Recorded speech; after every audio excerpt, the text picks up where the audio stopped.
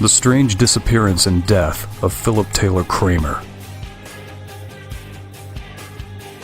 On May 29, 1999, the remains of Philip Taylor Kramer were found. The one-time bassist for Iron Butterfly had been missing for 4 years, and to this day, nobody knows exactly what happened to him. Kramer joined the Iron Butterfly in 1974, long past their golden era, and helped them record the albums Scorching Beauty and Sun and Steel, both released in 1975. After leaving the band, he dropped the Philip from his name, went back to college and earned a degree in aerospace engineering, which led to a stint working for the U.S. Department of Defense.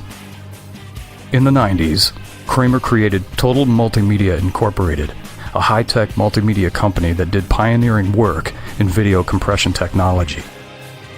Ultimately, his brief stint in Iron Butterfly was a mere footnote to his much more involved life's work. On February 12, 1995, Kramer was due to pick up an associate, Greg Martini, and Martini's wife from the airport in LA and take them back to his home for a relaxing evening. But according to the Los Angeles Times, Kramer called home to make his wife aware that plans had changed, but that he would be there with a big surprise for her. He then called his old friend and bandmate, Iron Butterfly drummer Ron Bushy. He said, "Bush, it's Taylor. I love you more than life itself," recalled Bushy in a news report. Then he hung up. After that, another call was made to his wife, telling her, "Whatever happens, I'll always be with you." Reports from his family say that Kramer had been working around the clock and hadn't slept for close to 2 weeks leading up to his disappearance. At 11:59 a.m., Kramer made a 911 call. "This is Philip Taylor Kramer. I'm going to kill myself," he reportedly told the operator, which was the last anybody had ever heard from him. This is the actual audio from the 911 call made by Philip Taylor Kramer. Philip Taylor Kramer? Uh-huh. This is 911. Can I help you, sir? Yes, you can. I'm going to kill myself. Okay, what is your name? Hello?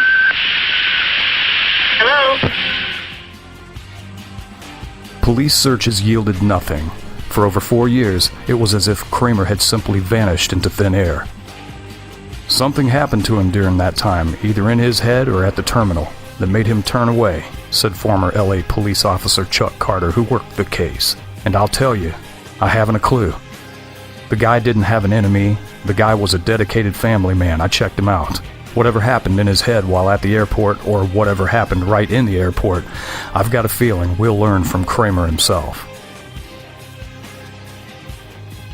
4 years later, on May 29, 1999, Kramer's 1993 Ford Aerostar van was found at the bottom of a Malibu ravine by hikers in a canyon about 1.5 miles east of the Pacific Coast Highway. His remains were found inside the vehicle and later identified through dental records. Though his death was ultimately ruled a probable suicide by authorities, his family's doubts as to the actual events have remained. "My brother would not have left his family," Kramer's sister said in an interview with VH1. His widow told the LA Times that Kramer would never, for any reason or under any circumstances, allow himself to completely abandon the family he loves more than life itself. Kramer had reportedly been working on a revolutionary method of transporting information and matter through space, and his father remained unconvinced his death was a suicide. "Taylor had told me a long time before there was people giving him problems," he said. "They wanted what he was doing, and several of them had threatened him. He told me, if I ever say I'm going to kill myself, don't you believe it. I'm going to be needing help."